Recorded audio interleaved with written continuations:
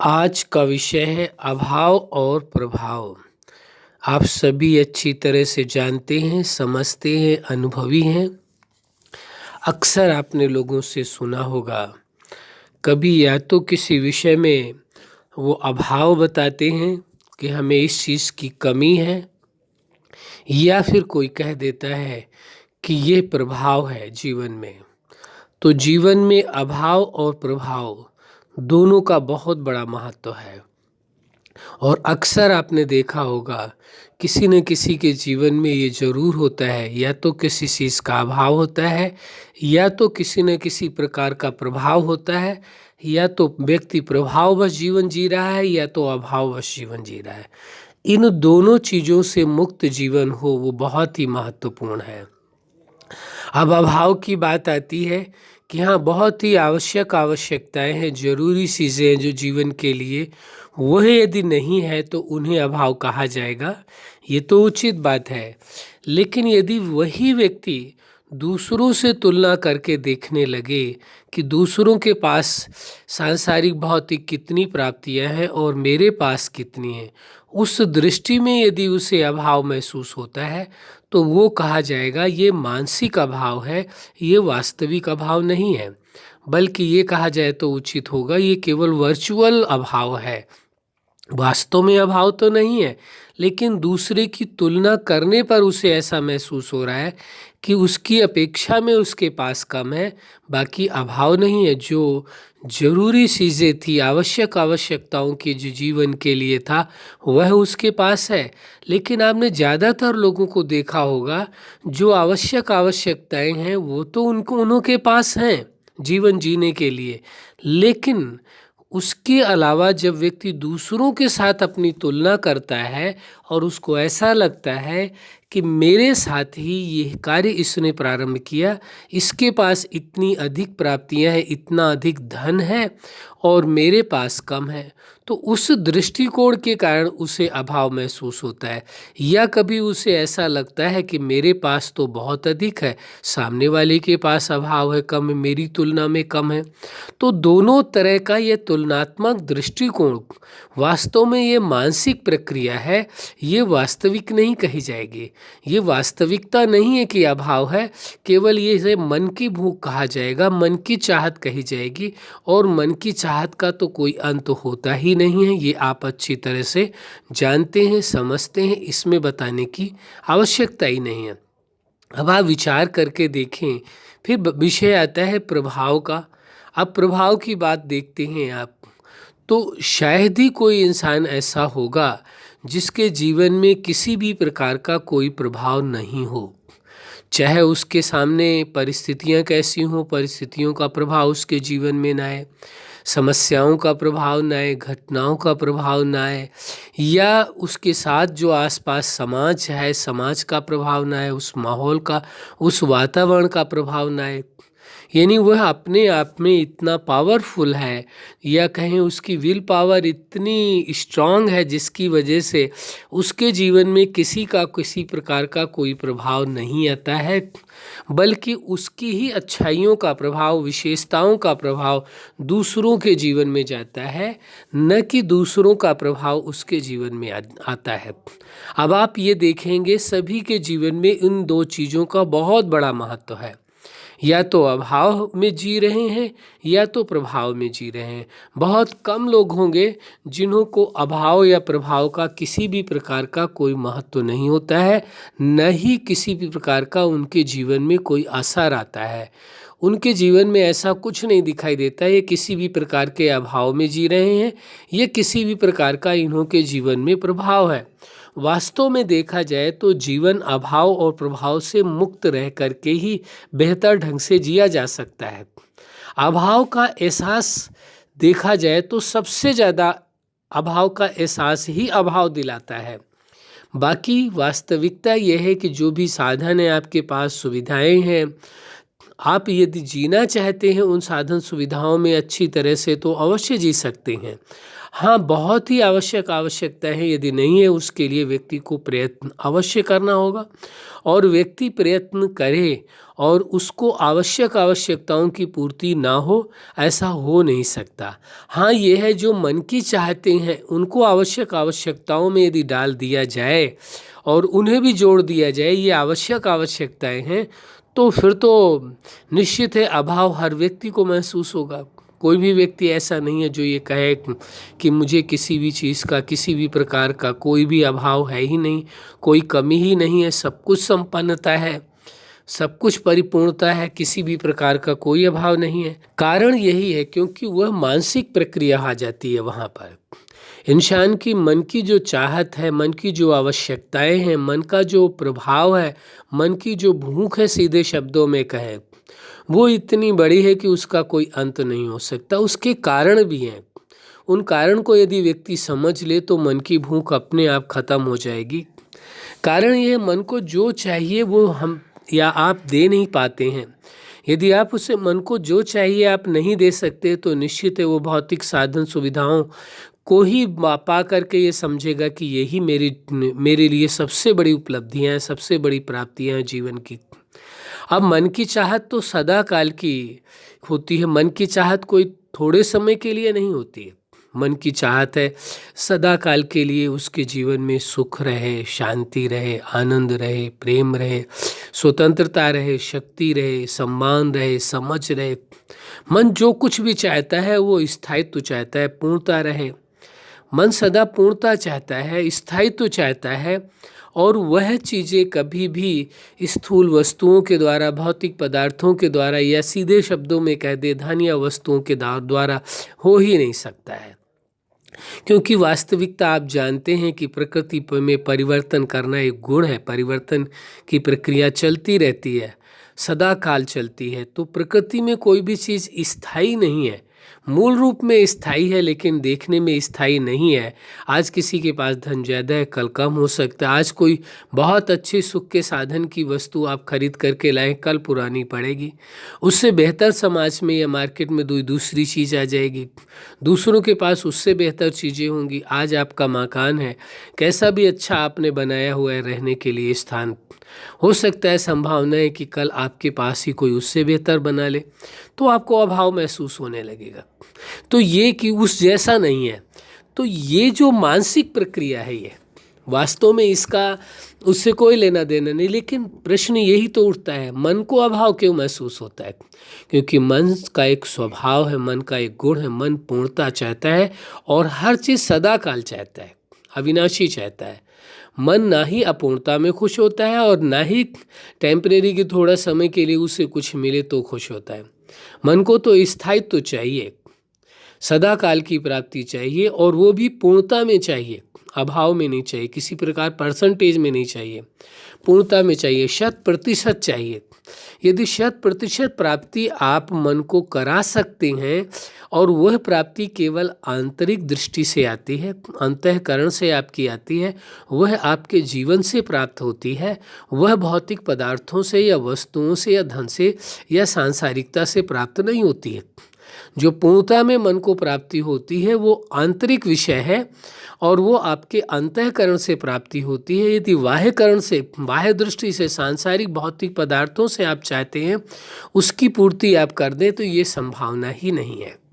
तो जब बाह्य दृष्टि से उसकी पूर्ति होनी ही नहीं है और ना जानने के कारण, ना समझने के कारण, भ्रम के कारण व्यक्ति समझता है कि ये तो भौतिक जगत से जो प्राप्तियां हैं, सांसारिक जो प्राप्तियां हैं, इनसे मन की जो ज़रूरतें हैं, जो आवश्यकताएं हैं, मन की जो चाहते हैं, मन की जो पूर्णता है, उसको पूर्ण किया जा सकता है। इस भ्रम के कारण ही व्यक्ति सारा का सारा समय उस ओर लगाता है जिससे अधिक से अधिक धन या वस्तुएं, भौतिक साधन उसको उपलब्ध हो, जिसके कारण मन की जो चाहत है, मन की जो भूख है, मन की जो इच्छाएं, पूर्णता की और सदाकाल की, दो ही इच्छाएं सबसे प्रबल मन की होती हैं।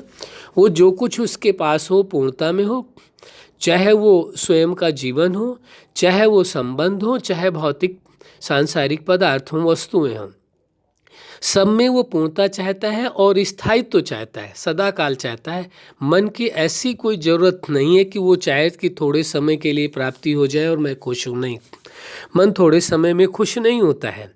इसलिए इस वास्तविकता को समझना आवश्यक है। मन को जो चाहिए वो पूर्णता में चाहिए और वह आपके अंतःकरण में पूर्णता मौजूद है। आप अपने आप में पूर्ण है, इसमें कोई शक नहीं है। यदि आप अपनी ओर देखने की कोशिश करेंगे, स्वयं को समझने की कोशिश करेंगे, स्वयं को जानने की कोशिश करेंगे, स्वयं के साथ अपना संबंध रखने की कोशिश करेंगे, तो ये आप पाएंगे आप अपने आप में पूर्ण है और स्थायित्व है। दोनों ही चीज़ें हैं, पूर्ण भी है और जो कुछ प्राप्तियां आपके पास अंतःकरण में है उनमें स्थायित्व तो है। वो टेम्परेरी टाइम के लिए नहीं है कि थोड़े समय के लिए मिली और फिर वो समाप्त हो जाएंगी। सदा काल की प्राप्तियां, हर व्यक्ति अपने जीवन में खुशियां चाहता है, शांति चाहता है, सुख चाहता है, आनंद चाहता है, प्रेम चाहता है, सम्मान चाहता है, ये स्वतंत्रता चाहता है। ये सारी चीज़ें ऐसी हैं जो स्थायी हैं और वो आपके अंतःकरण के अंदर मौजूद है। भौतिक पदार्थों के द्वारा, सांसारिक प्राप्तियों के द्वारा कोई भी व्यक्ति ये चीज़ें दे नहीं सकता, ना ही स्थायी रूप में दे सकता है। हाँ, इन्हों को न जानने के कारण भ्रमवश व्यक्ति सोचता है कि भौतिक सांसारिक वस्तुओं के द्वारा इन चीज़ों की हमारी पूर्ति हो सकती है और स्थायित्व हो सकता है, जिसके कारणवश व्यक्ति ये महसूस करता है कि उसके जीवन में अभाव है। अभाव वास्तव में मानसिक होता है, वास्तविक नहीं होता है। अभाव यदि व्यक्ति स्वीकार करता है तभी अभाव होता है, और जिस पल वो स्वीकार कर लेता है कि मुझे अभाव नहीं है, एक चमत्कार आप देखेंगे कि जब व्यक्ति ये स्वीकार कर लेता है मुझे किसी प्रकार का कोई अभाव नहीं है, वास्तव में यदि उसके जीवन में भौतिक या सांसारिक वस्तुओं का अभाव भी है तो भी आप देखेंगे जितनी आवश्यकताएं हैं उसके लिए वो व्यवस्थाएं स्वतः होने लगती हैं, और वो जो भी प्रयत्न करता है उस प्रयत्न से उसे उसकी आवश्यकताओं की पूर्ति होना प्रारंभ हो जाता है। तो उसका कारण है कि मानसिक रूप में जब व्यक्ति संतुष्ट है, जब मानसिक रूप में उसे ऐसा लगता है कि मैं पूर्ण हूँ, मानसिक रूप में उसे ऐसा लगता है कि मेरे अंदर जो कुछ प्राप्ति है उनमें स्थायित्व है, वो कभी समाप्त होने वाली नहीं है, तो मानसिक रूप में ऐसे व्यक्ति का संतुष्ट होने के कारण उसका प्रभाव इतना बड़ा आता है। जो सांसारिक और भौतिक चीज़ें वो स्वतः ही जो आकर्षण का सिद्धांत कार्य करने लगता है। आप ये भी जानते हैं अच्छी तरह से, प्रकृति या पूरा ब्रह्मांड केवल गुरुत्वाकर्षण के कारण ही टिका हुआ होता है। इसी प्रकार से जब आप अपने आप में प्राप्तियों में संतुष्ट हो जाते हैं, वास्तविकता को समझ लेते हैं, जीवन में अनुभव करते हैं, हर प्रभाव से मुक्त हो जाते हैं, तो आपका प्रभाव इतना बड़ा होता है कि भौतिक वस्तुएं, प्राप्तियां, उसके अंदर इतना ज़्यादा गुरुत्वाकर्षण होता है कि जिसके कारण ये चीज़ें अपने आप ही आपको मिलनी प्रारंभ हो जाती हैं। आपके थोड़े से प्रयत्न से ही वो प्राप्तियां होने लगती हैं। अब ये अभाव के विषय में आपने अच्छी तरह से जान लिया, समझ लिया, वास्तविकता को समझ लिया। स्वयं का जब हो करके रहेंगे, स्वयं की वास्तविकता को समझेंगे, स्वयं की विशेषताओं के साथ जुड़ करके चलेंगे, तभी आप अभाव के प्रभाव से मुक्त हो जाएंगे। दूसरा आता है प्रभाव। प्रभाव आप देखेंगे किसी न किसी प्रकार का व्यक्ति के जीवन में होता है, चाहे समाज का हो, परिस्थितियों का हो, जीवन में यदि शारीरिक कोई परेशानियां हैं उनका हो, मतलब जो कुछ आपके साथ घट रहा है, चाहे समाज में घट रहा है, चाहे आपके जीवन में घट रहा है, उनका डायरेक्ट या इनडायरेक्ट किसी न किसी प्रकार से प्रभाव मनुष्य के जीवन में आता ही है, और सभी के जीवन में किसी न किसी के प्रकार का प्रभाव होता है। ये भी प्रभाव माना जाता है, मान लीजिए किसी के पास बहुत अधिक प्राप्तियां हैं, आपके पास कम है, तो वहाँ आपको महसूस होता है कि मेरे पास कम है, आपका मनोबल कमज़ोर होता है, यह हीन भावनाएं आने लगती, ये ऐसा लगता है नहीं कि मैं तो कुछ भी नहीं हूँ, मेरे सामने ये तो बहुत कुछ है, ऐसी सोच, इसका मतलब ये प्रभाव है। और वास्तविकता ये है, जो अंतःकरण में जो आपके पास प्राप्तियां हैं वह संपन्नता की दृष्टि से हैं, पूरी हैं, संपन्न है। जब उस आप अंतःकरण से संपन्न हैं अपने आप में, तो आपके अंदर प्रभाव आने का प्रश्न ही नहीं उठता है। ना अभाव का एहसास होगा, न किसी प्रकार का आपके जीवन में प्रभाव आएगा। तो प्रभाव भी ये मानसिक ही होता है, देखा जाए ये वास्तविक नहीं होता है, एक वर्चुअल होता है। यदि आप दूसरों से तुलना करके ऐसा महसूस करते हैं कि मेरे से ज़्यादा स्वस्थ है, इस व्यक्ति का जीवन सुखद है, ये इसका शरीर स्वस्थ है, सुंदर है, इसके पास भौतिक सांसारिक प्राप्तियां बहुत हैं, इसका परिवार बहुत अच्छा है, समाज के साथ इसका व्यवहार बहुत अच्छा है, लोगों की दृष्टि में इसकी वैल्यू बहुत अधिक है, यानी जो भी चीज़ें हैं आपके दिमाग में आती हैं जिससे आपको लगता है कि ये व्यक्ति प्रभावशाली ज़्यादा है और आपके जीवन में प्रभाव बहुत कम है, आपके जीवन का महत्व तो बहुत कम है, आपकी उतनी उपयोगिता नहीं है जितनी उपयोगिता इस व्यक्ति की है। तो ऐसी सोच का कारण यही रहा कि यहाँ पर भी एक ही चूक हुई व्यक्ति की कि उसने स्वयं की विशेषताओं से या स्वयं की प्राप्तियों से उसने दूसरों के साथ तुलना की, बल्कि अपने आप की अंतःकरण की ओर झांकने की कोशिश नहीं की, अपनी विशेषताओं को देखने की कोशिश नहीं की। हमारी अपनी ये व्यक्तिगत मान्यता है कि हर कोई अपने आप में पूर्ण है, कोई भी अपूर्ण नहीं है, क्योंकि उस जीवन दाता ने जो जीवन दिया है हर इंसान को, हर जीव को जो मनुष्य जीवन प्राप्त है, आप ये देखें उसमें उस जीवन दाता ने स्वयं जैसी विशेषताएं हर व्यक्ति के अंदर पिरोई हैं, डाली हैं। तो जब स्वयं जैसी विशेषताएं, जीवन दाता जैसी विशेषताएं हैं, उस सुप्रीम सत्ता जैसी विशेषताएं हैं, तो कोई कमज़ोर कैसे हो सकता है, कोई साधारण कैसे हो सकता है, किसी में विशेषताओं की कमी कैसे हो सकती है। ये अभाव या कमियों को स्वीकार करना ही प्रभाव का सबसे बड़ा कारण है। जब व्यक्ति दूसरों की तुलना में ये देखने लगता है कि ये विशेष है इन विशेषताओं में और मैं कम हूँ। वास्तविकता ये है कि जीवन के हर पार्ट में आप देखने की कोशिश करें, समझने की कोशिश करें, क्या जीवन के हर पार्ट में आपके समान कोई है या उसके समान कोई है। तो ये देखने की आवश्यकता है। आप अपने जीवन के हर पार्ट को अपने ही सिद्धांतों के अनुसार जीना प्रारंभ कर दें और अपने अंतःकरण से जोड़ करके अपने जीवन को जिएं, बाह्य जगत से नहीं। न संसार में किसी के साथ तुलना करके अपने जीवन को देखें, फिर उसके बाद आप विचार करके देखें क्या वास्तव में आपके जीवन में किसी प्रकार का किसी का कोई प्रभाव है। तो आप देखेंगे आपके जीवन के अंदर किसी भी प्रकार का कोई अभाव या प्रभाव नहीं होगा। तो अभाव और प्रभाव से मुक्त होने के लिए ज़रूरत इस चीज़ की है कि आप अपने ही प्रभाव में रहें, किसी और के प्रभाव में ना आएं, अपनी वास्तविकता को समझने की कोशिश करें, अपने आप से जुड़ करके चलें और अपने आप के प्रभाव में रहें। जो व्यक्ति स्वयं के प्रभाव में रहेगा उसके जीवन में किसी भी प्रकार का बाहर का प्रभाव आ ही नहीं सकता है। वो इतना सक्षम होगा कि उसका प्रभाव दूसरों पर जाएगा और वो भी ऐसा प्रभाव होगा जो दूसरों को भी खुशियां प्रदान करेगा, सुख देगा, शांति देगा, स्वतंत्रता प्रदान करेगा। दूसरों के जीवन में भी वो ऐसे खुशियों की और प्रेम भरा जीवन हो जाएगा जो लोग भी एहसास करेंगे, महसूस करेंगे कि हाँ, इस व्यक्ति के विचारों में, इस व्यक्ति की भावनाओं में, इस व्यक्ति के साथ रहने में बहुत बड़ी प्राप्तियां हैं। अच्छा, आप अपने जीवन में सफलता के शिखर तक पहुँचे। जैसे आज का विषय है अभाव और प्रभाव, आप सदा अभाव और प्रभाव से मुक्त रहें, यही हमारी हार्दिक शुभकामना है। और सदा स्वयं के प्रभाव में रहे और आपका जीवन विशेषताओं और गुणों से संपन्न रहे, यही हमारी हार्दिक शुभकामना है। सदा खुश रहें, मुस्कुराते रहें। धन्यवाद।